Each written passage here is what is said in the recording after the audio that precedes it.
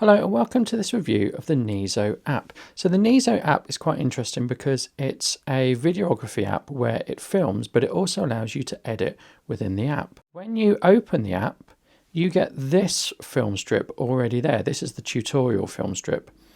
This is a film strip I made and published yesterday on YouTube, and you can see that if you want.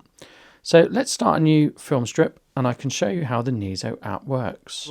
So first of all, up here, we can pick our resolution and frame rates. We can have 4K, we can have 24 frames per second, that's HD, 60 frames per second, that's going to be HD, or 4K.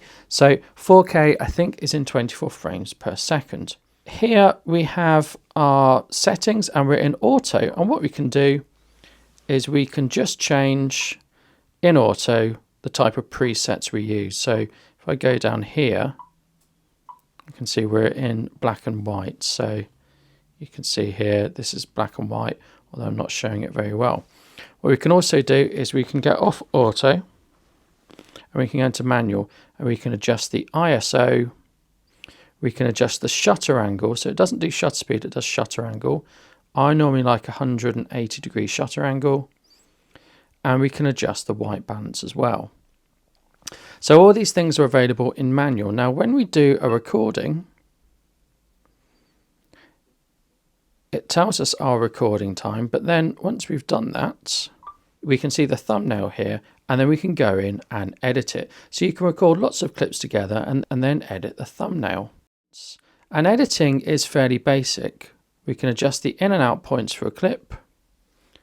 We can change the sound, we can turn the audio off for the clip, we can import audio from our library, and we can add a transition, which is dissolve. And that's the only transition we can add. So if I record another clip, this one I'm going to make grey, you can see we've got our two clips here. So I can delete one. And I can also duplicate one. Now, duplicating a clip requires 2 fingers. So if you want to essentially split this clip down the middle, you would have to duplicate it and you would have to adjust your start and end points of the 2 related clips to effectively give you a split down the middle. So the editing in this app is very basic. You can't add titles, you can't import media, you can only use media filmed within the app. To get back to the home screen, you just swipe down. So you can see in this one here, I've got lots of different clips that I took with the app. This exported in 1080 because some of the clips were in 1080. So I filmed some of the clips in 4K and then accidentally, I think while shooting, I switched one of the clips to 1080, which meant that the whole thing exported in 1080. Now it does export with a high bit rate, but it's not as high bitrate as something like Filmic Pro.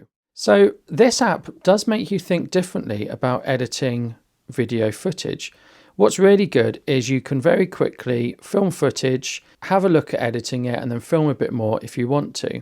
It's in no way as good as something like iMovie or LumaFusion. However, it is better than the standard camera app. The question is it worth the £5 or $5 price tag? Well, I don't think it is. I can see a use to this.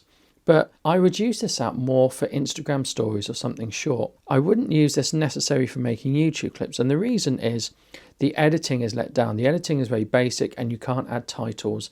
You can't add titles at the start of your video. You can't add any overlay titles. And you can't import media from other sources. So that does make the editing side of this limited. However, if you only have one app, or you just want a simple filming and editing app that does 4K and 60 frames per second, then this is quite a good app. So I've already done a test film with this app and I'm going to try using it more in my output. It does make you think about what's possible. It does make you re-examine how you do video and how you produce things, but I don't think I can recommend it at this stage. Thank you. Goodbye.